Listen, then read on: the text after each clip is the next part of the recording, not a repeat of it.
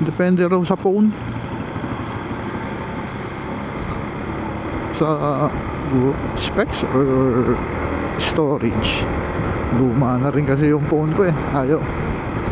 Actually, nadala na talaga ako magbibili ng mga ganitong gadget eh. Ang dami ko ng lesson dito eh. Example, yung BlackBerry na Bold 9000, naalala ko yun. Kapanahon na ng BlackBerry, wala pa si Android nun. Si BlackBerry, iPhone, parang palabas na rin si Android nun, pero nag-uumpisa pa lang. So nadala na ako pagbili ng simula nung sa BlackBerry na pagkamahal-mahal ng bili ko, tapos after mga 2 to 3 years yan na nga, sumabog na si Android. Parang hindi nakasabay sa technology si BlackBerry. BlackBerry yung brand, hindi ko na maalala kung anong pangalan ng software ng BlackBerry. So anong nangyari, ayun, alaala na lang. Naka-display doon. And then ang isa pa, yung Nokia na alam mo yung pang music na ang laki ng storage ng Nokia. So selling point niya is yung malaking storage. Pwede ka mag-store ng mga files, music. So napabili ako. Ba nung panahon na yon, wala pang mini SD, yung malalaki pa. Limited pa rin ang storage.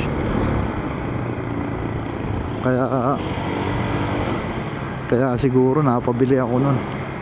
And then after nung umuwi ako nun, iniiwan ko kay Commander yung phone. Ayaw niya kasi may bago nang lumabas na Nokia, meron na siyang camera. And then parang nag-uumpisa na nung timeline ng video calling eh. Or hindi pa yata, wala pang video calling nun. Pero at least yung camera, makakapag-picture ka. Ay mahilig sa camera yon. So to cut the story short, sinwap namin sa Maylianas, sa may Chinese ba yun o Taiwanese. Madaling salita, lugi na ako dun sa pag-swap. Talagang minsan babantayan mo yung pagpili mo ng bibili. Sayang, nakakapanghinayang din. Pero nito lang ako nangihinayang. Pero nung time namang yun, wala pang panghihinayang. Kasi syempre hindi natin nararamdaman yung mga ganung bagay pa noon. Ayun, tuloy tayo sa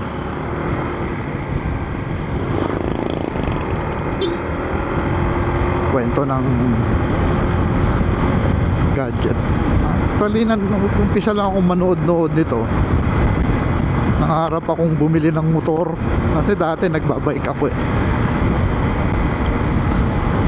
So pandemic 2019, puro nood lang tayo ng mga motor noon.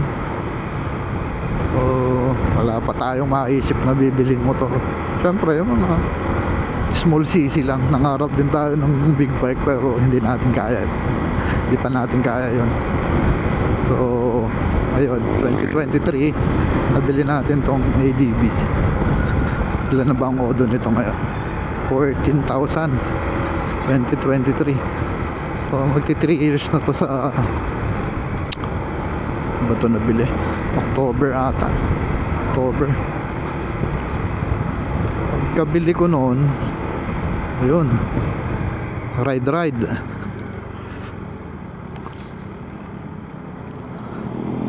Basta parang may kulang eh. Siyempre pang picture ko yung luma kong kopong-kopong na cellphone. Bukod sa luma na yung camera, limitado yung storage.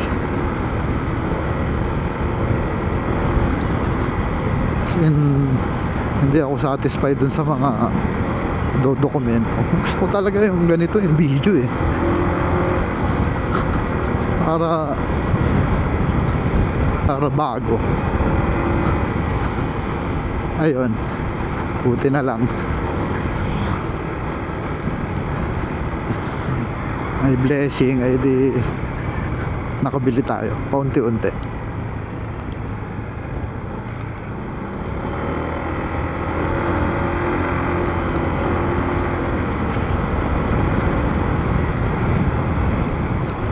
Siguro ang sunod i-upgrade ko yung PC ko, kasi ang OS ng PC ko is Windows 7.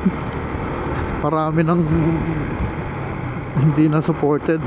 Nag-stop na kasi ang update ng mga files nun eh. Kaya may problema. Sa video hindi siya nagpi-preview. Tapos naglolo ko na rin, kaya naka 16 gig naman yung PC ko. And then biglang nagloko. Yung pala, kasi nga Windows 7, ano na tayo ngayon, Windows 11. So yun ang sunod kong gagawin para makapag-improve tayo. Pwede pa naman yun eh. Maganda pang performance nun. Tsaka DDR4 na rin yun eh.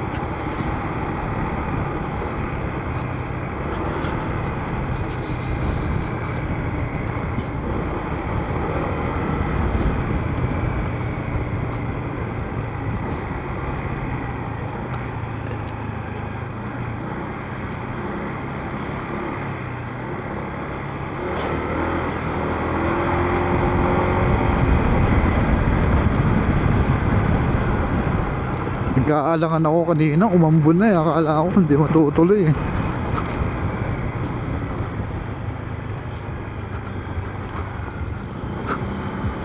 Pero sabi ko kanina, rain or shine, tuloy tayo.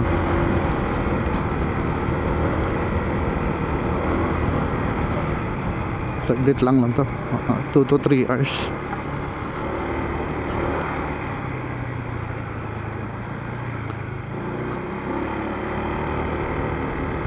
Ayos ah.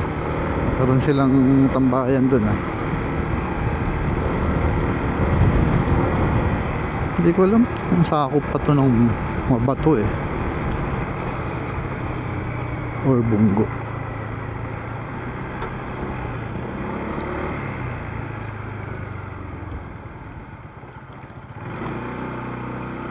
At ang isa kong na-encounter dito, although meron pa namang storage, nagkakat ng video pag naka 16 to 22 minutes recording time. Hindi ko pa na re-research kung anong dahilan. So ngayon, nag-delete lahat ako ng files.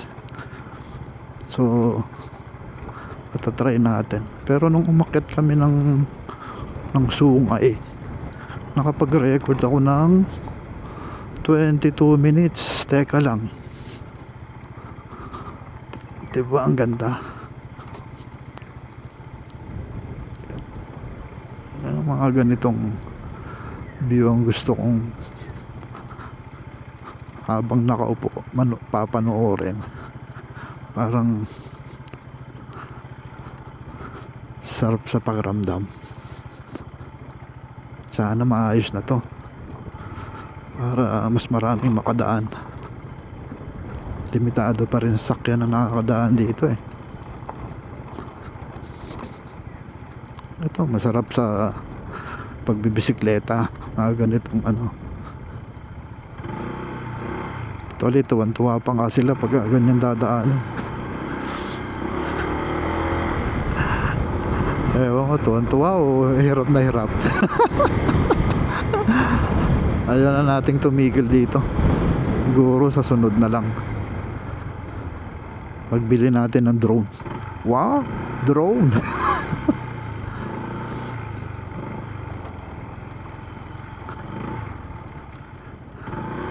Ito na. Maganda ring laruan ng drone.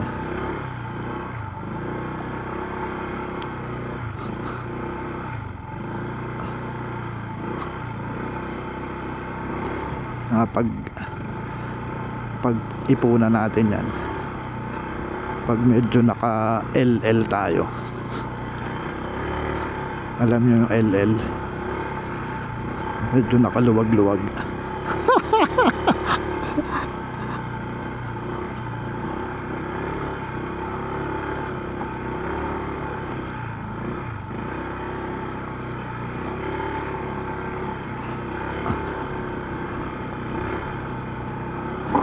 Oh,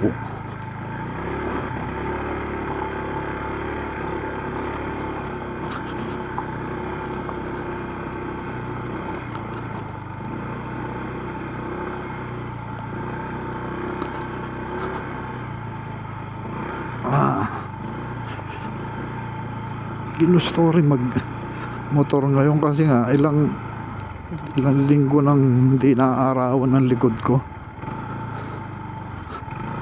Parang sabi ko, hihina na ako, nalalambot na ako eh. Iba pa rin ang sikat ng araw eh.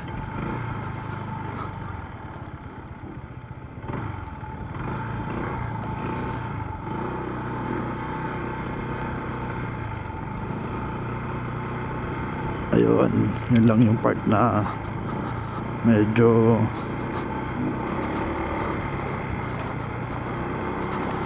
malubak.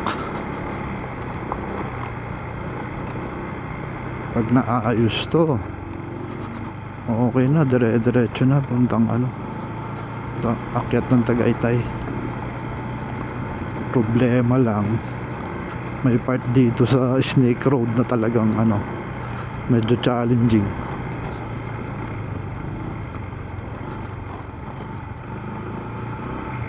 Uy, dati patag na to eh.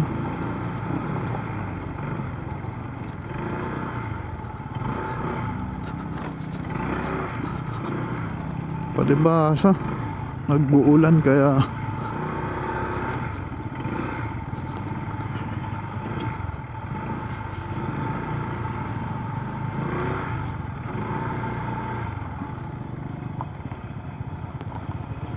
tigil tayo saglit.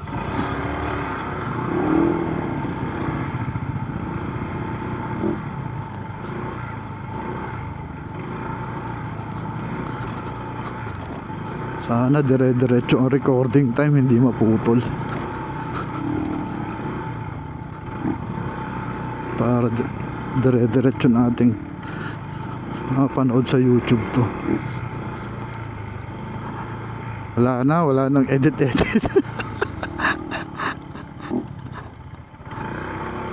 Sayang kasi yung 4K resolution pagka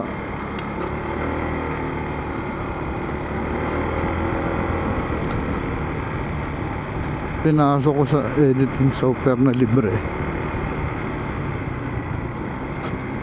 Hindi ko na-appreciate yung ano, yung resolution.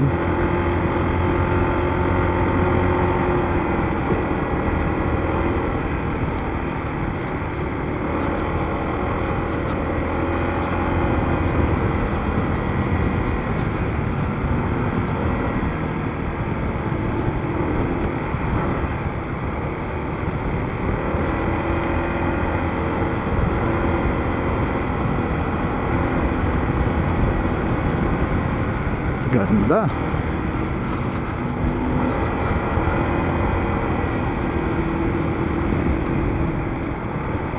Sikat dito si ano eh, Kabuwig.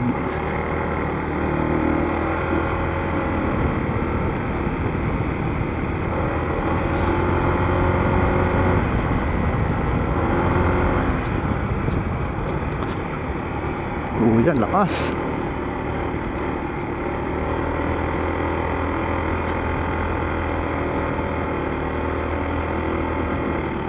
Eto na. Ayun oh, may mga gulong na palang nilagay dito. Dito sa part na to eh. Ayun oh, maganda rin nilagay ng tawag sa salamin na yun.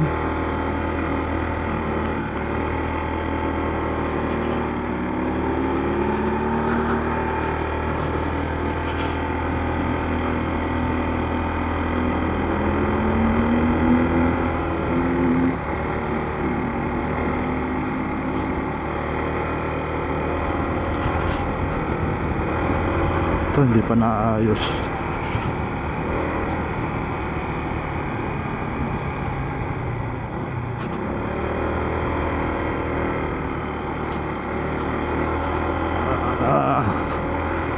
Ito ang gusto ko sa pagmumotor eh.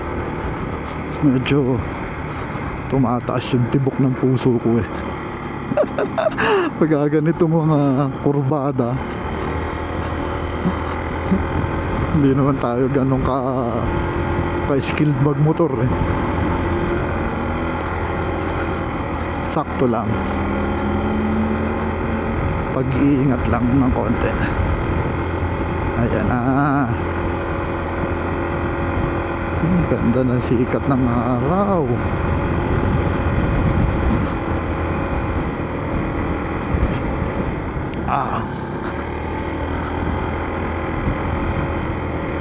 Tik na tayo ron ah.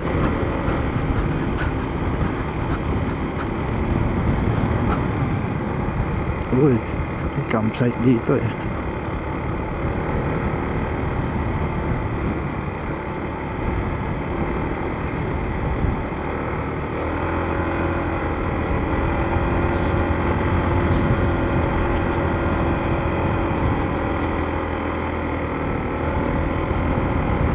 Last time yung video namin dito, yung pa pala ang isa, ang madagdag ko, isa ko pang binili.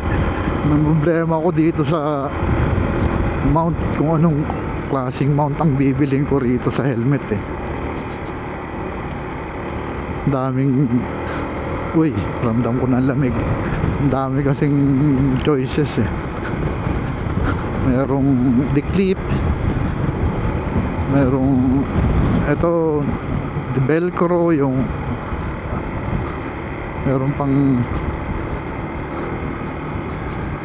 basta ano, iba't iba ng design. Hanggang sa meron akong isang friend na nakakita ko, parang ganito siya, nakapulupot tapos may Velcro, and then apan ng panonood ko, maganda naman ang review. Kasi yung sa DJI medyo pricey. Ito halos half the price.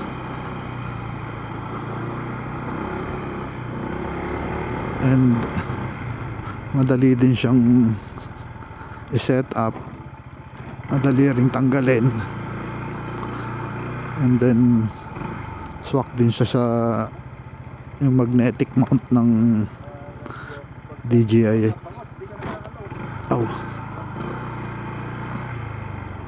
So ayun, itong nabili ko yung Telesin na chin mount, which is ang ganda ng kapit. Meron kasing silicone na kumakapit dun sa harapan ng helmet.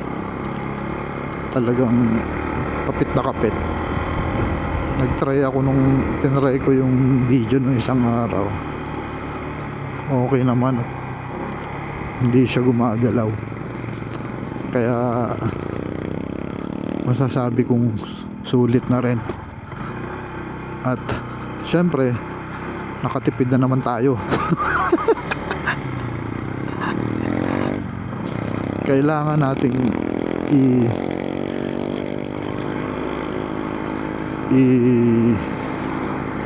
justify yung pagbilid, kasi pag sobrang mahal at hindi naman natin nagustuhan, mahirap na ring ibenta, mapapatambak